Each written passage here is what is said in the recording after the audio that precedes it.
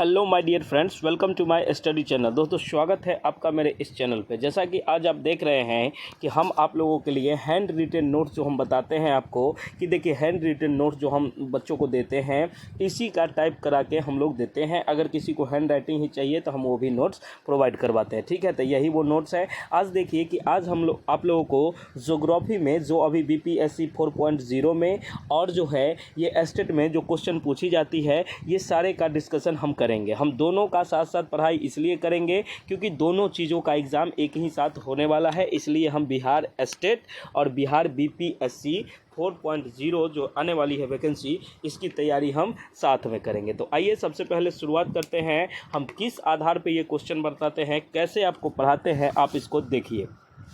ऐसा नहीं है कि मैं यहाँ लिख दिया वो बोल दूंगा। आप लोग देखिए, थोड़ा देर रुक के और इसको आप चैनल को सब्सक्राइब कर लीजिए। इस तरह के बहुत सारे नोट, ये जो क्वेश्चन है ये अभी तक के एग्ज़ाम में पूछे हुए क्वेश्चन है, उसी का मैंने एकदम निचोड़ बनाया है और आपको उस हिसाब से मैं बता रहा हूँ। सबसे पहला क्वेश्चन क्या कहता है कि विश्व का सबसे सूखा स्थान कौन सा है। अब देखिए, अब यहाँ पर क्वेश्चन बहुत सारे बनेंगे। सबसे पहले ये जान लीजिए कि विश्व का सबसे सूखा स्थान कौन सा है। तो इसका आंसर होगा अटकामा। जो पिछली बार क्वेश्चन पूछा गया था वही है।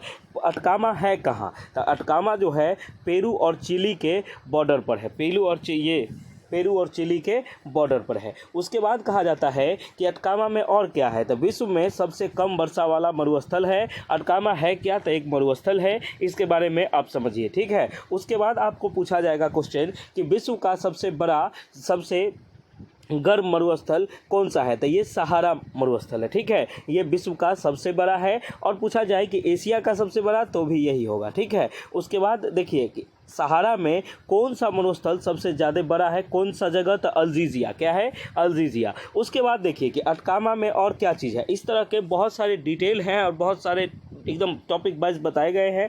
आप लोग सेशन में अभी तक चैनल को लाइक सब्सक्राइब नहीं किए हैं तो प्लीज़ कर दीजिए। देखिए, अटकामा में भारी मात्रा में तांबा मिलता है। अटकामा में और क्या मिलता है? तो अटकामा में भारी मात्रा में तांबा मिलता है। अब आपसे पूछा जाएगा कि मान लीजिए ये तो विश्व का सबसे सूखा स्थान है। अब आपसे पूछा जाए कि भारत में सबसे सूखा स्थान कौन सा है या सबसे कम वर्षा वाला स्थान कौन सा है। तो आप कहिएगा ले। कि कौन सा है? ले। यह सूखा स्थान है। इसको शीत मरुस्थल भी बोलते हैं और यह ठंडा स्थान है, ठीक है।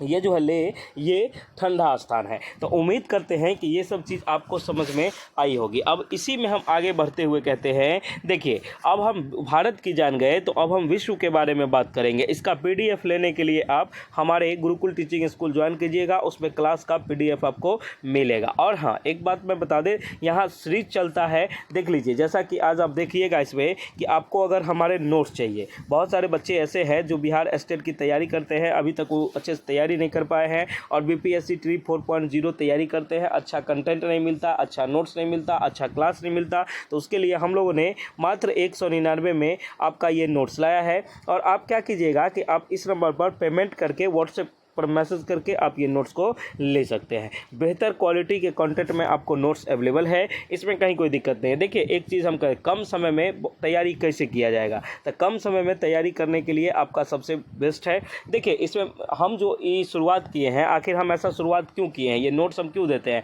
वैसे बच्चे, देखिए, बहुत सारे महिलाएँ ऐसी है जो हैं जिनको घर के कामों से समय नहीं मिलता है। बहुत सारा दिन का काम होता है, ये होता वो होता, कोई आ जाते, किसी प्रकार की बहुत सारी काम होती है। तो वो सब क्या करेंगे कि वो सब ना ठीक से क्लास कर पाती हैं और ना उनको पढ़ने का ठीक से समय मिल पाता है। अगर किन्हीं के बच्चे हैं तो उनको तो और समस्या होता है, घर का काम करना होता है, फिर बच्चे को देखो, इस तरह की, देखिए, इस तरह की जो बातें होती है। तो ये चीज़, इसी के लिए हम लोगों ने ये नोट्स की व्यवस्था की है। ये नोट्स ऐसा नोट्स है कि आपको BPSC 4.0 में आपको जो भी चीज़ें चाहिए, जिस भी चीज़ में कमी आपको नज़र आता है, वो जैसे आपका जो भी सब्जेक्ट है, आप आइए इस पे 199 का पेमेंट कर दीजिए और स्क्रीनशॉट भेज दीजिए और अपना जो भी सब्जेक्ट है वो साथ साथ भेज दीजिए। आपको विदिन 10 मिनट में ये नोट्स मिल जाएंगे। आप इस नोट्स को चलते फिरते देख सकते हैं। इसका रिकॉर्डिंग भी व्यवस्था उपलब्ध हम करवाते हैं कुछ दिनों में।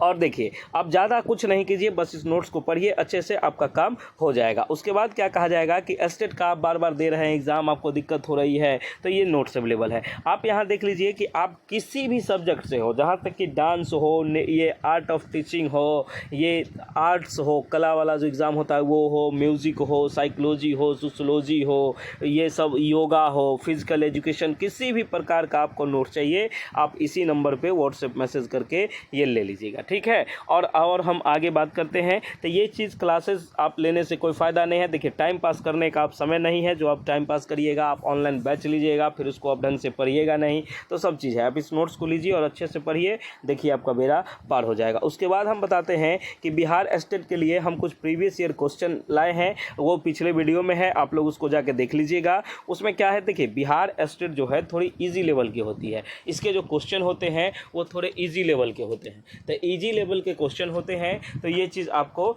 मिलेंगे। और देखिए कि इसमें हम कहते हैं कि आप अगर पास नहीं हो रहे हैं तो 100% नंबर की हम गारंटी लेंगे। अगर आप हमारे नोट्स को लेके पढ़ते हैं तो तैयारी जो होगी आपकी शून्य से बीपीएससी शिक्षक तक हम आपके साथ रहेंगे, इसमें कहीं कोई दिक्कत वाली बात नहीं है। अभी तक आप लोगों ने अगर ये वीडियो नहीं देखा है तो प्लीज़ जाके उस वीडियो को देख लीजिए, उसमें भी आपको समझ में आ जाएगा। उसके बाद हम बात करते हैं कि बीपीएससी 4.0 के लिए सामान्य ज्ञान का अभित बिहार स्पेशल के साथ हम टॉप 75 वन लीनियर क्वेश्चन हम स्टार्ट किए हैं, ठीक है। तो आप लोग इसको भी देखिए, ये सब बिल्कुल फ्री है, ये सब चीज़ बिल्कुल फ्री है। उसके बाद हम बात करते हैं कि देखिए अगला क्वेश्चन क्या कहा जाता है कि विश्व में सबसे ज़्यादा वर्षा कहाँ होता है। विश्व में सबसे ज़्यादा वर्षा जो होता है ये मसीनराम चेरापूंजी में होता है। और ये एक बात याद रखिएगा, अगर आपसे क्वेश्चन पूछा जाए कि भारत में सबसे ज़्यादा बारिश कहाँ होता है तो आप इसको भी मसीनराम चेरापूंजी कह सकते हैं। अब अगर भारत की बात तो हो गई, अगर आप बिहार में पूछा जाए, बिहार में अगर बात की जाए कि बिहार में सबसे ज़्यादा बारिश कहाँ होता है तो किशनगंज में, ठीक है।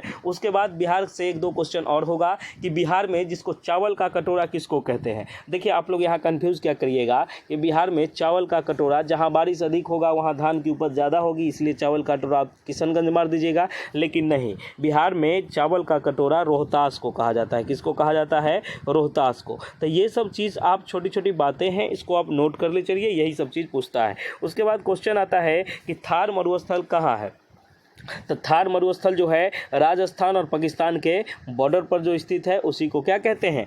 थार मरुस्थल, ठीक है। उसके बाद है कि भारत में सबसे गर्म स्थान कौन सा है, तो इसका जो आंसर है आपको चुरू है। क्या है? चुरू है। एशिया महादेश का सबसे गर्म स्थान पूछा जाए तो जैकोबाबाद। देखिए भारत का सबसे गर्म स्थान पूछा जाए तो चुरू बताइएगा आप, अगर पूछा जाए एशिया का महादेश का सबसे गर्म स्थान बताइए तो जैकोबाबाद, ठीक है। उसके बाद पूछा जाएगा, देखिए एक दो क्वेश्चन है इसमें, ये चीज़ समझिएगा। कालगुरली सोना के लिए प्रसिद्ध है, ये कहाँ स्थित है? कालगुरली जो है ये सोना के लिए प्रसिद्ध है, इसमें बहुत सोना है, इसमें भारी मात्रा में सोना पाया जाता है। ये कहाँ है? तो ये ऑस्ट्रेलिया में है। ऑस्ट्रेलिया में देखिए, अब ऑस्ट्रेलिया में आए तो ऑस्ट्रेलिया के बारे में थोड़ा सा जान लीजिए कि ऑस्ट्रेलिया में टोटल 6 राज्य है। जैसे अब देखिए कि बिहार, ये भारत में राज्य है, उसी तरह से ऑस्ट्रेलिया में टोटल 6 राज्य है। अच्छा, यहाँ का सबसे बड़ी नदी जो है उसको कहते हैं मुर्रे डार्लिंग नदी, जो है यहाँ की सबसे बड़ी नदी है। तो उम्मीद करते हैं ये सब चीज़ आपको समझ में आती होगी। उसके बाद आपको यहाँ हम बता दें कि मान लीजिए कि पेरू जो बोले थे, चिली और पेरू,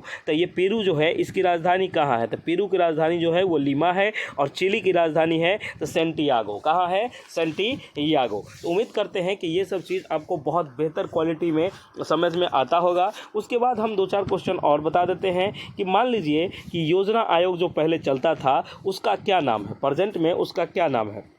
देखिए मैंने कल एक बिहार बीपीएससी ट्री 4.0 का प्रीवियस ईयर क्वेश्चन सेट लिया था, इसमें बिल्कुल फ्री है, आप हमारे चैनल पे जाके देख सकते हैं। उसमें मैंने क्वेश्चन का फ़ोटो डाला है और उसी को एक्सप्लेनेशन किया है। अगर आप सुनने से बीपीएससी शिक्षक तक का सफ़र तय करना चाहते हैं तो आप हमारे चैनल को सब्सक्राइब करिए। देखिए अब क्वेश्चन 1-2 हम बताते हैं, इसको आप डायरी पेन लेके लिखिए और इसको लिख लीजिए। योजना आयोग का नाम बदल के अब क्या कर दिया गया है? तो ये नीति आयोग कर दिया गया है। कब नाम बदला था? तो 1 जनवरी 2015 को। अब जो होता है नीति आयोग में क्या क्या है? नीति आयोग में 3 वर्षीय योजना होती है, 7 वर्षीय होती है और 15 वर्षीय योजना होती है। अब आपके मन में आएगा कि सर नीति आयोग का फुल फॉर्म क्या होता है? तो नेशनल इंस्टीट्यूशन ये ट्रांसफॉर्मिंग इंडिया।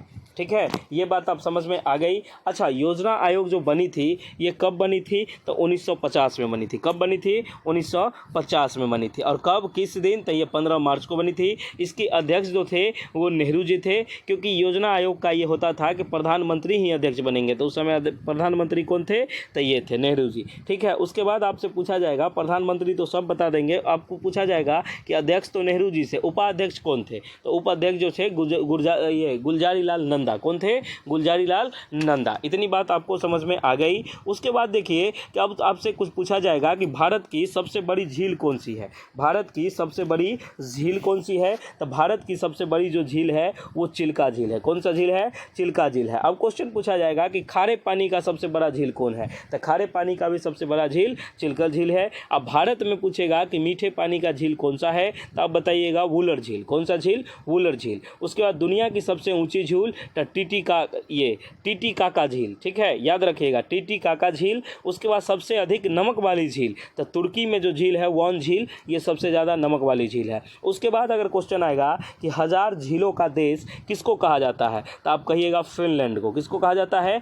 फिनलैंड को। उसके बाद देखिए, ये सब क्वेश्चन तो आपको समझ में आ गई होगी। अच्छा, एक बात और बताइए, भारत का पहला विधि और न्याय का मंत्री कौन था? कानून मंत्री जिसको बोलते हैं वो कौन थे? तो बी.आर. अम्बेडकर।